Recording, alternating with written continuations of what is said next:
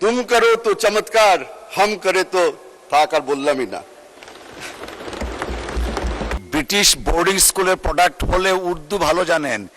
মাননীয় স্পিকার, এখানে বসে বসে অনেকখানি উর্দু শিখে ফেলেছি। এখানে আমরা এখন অভ্যস্ত হয়ে গেছি। বর্তমানে একটা কম্পিটিশন চলছে। কম্পিটিশনটা হচ্ছে গিয়ে কে কত ভালো আরবি বলতে পারে, কে কত ভালো আয়াত মুখস্থ করে বলতে পারে।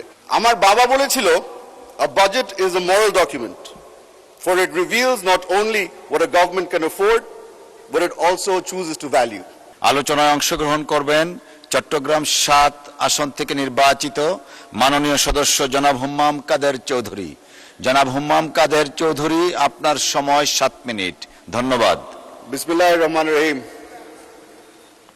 মাননীয় স্পিকার, আপনাকে ধন্যবাদ। আমার বাজেটের উপরে আলোচনা শুরু করার আগে আমি আপনাকে একটু বলে রাখি, আমি বর্তমানে একটু কনফিউজড আছি। বেশ কয়েকদিন ধরে আমাদের বিরোধী দলের নেতাদের অনেকগুলি স্পিচ শুনলাম।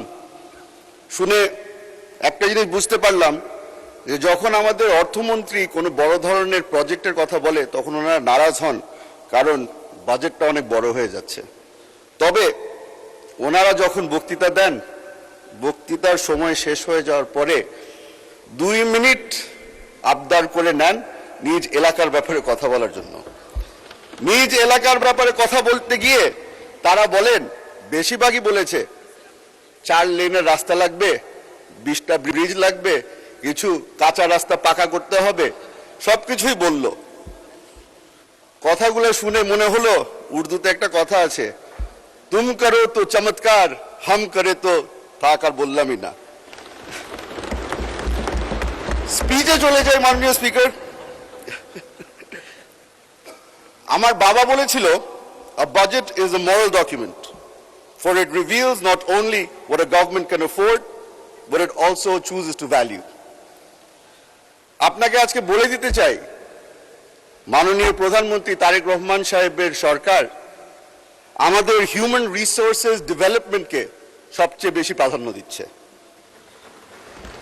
সবাই ছোট ছোট করে বলে, একজনে বলে এডুকেশন, একজনে বলে হেলথ কেয়ার, সবকিছু যদি আপনি এক জায়গায় মিলিয়ে নেন তাহলে ওটাকে হিউম্যান রিসোর্সেস ডেভেলপমেন্টই বলা হয়।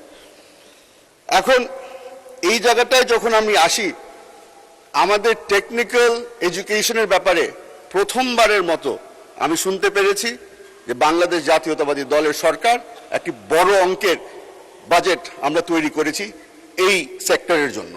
আমি তার কারণে ধন্যবাদ জানাই মাননীয় অর্থমন্ত্রীকে।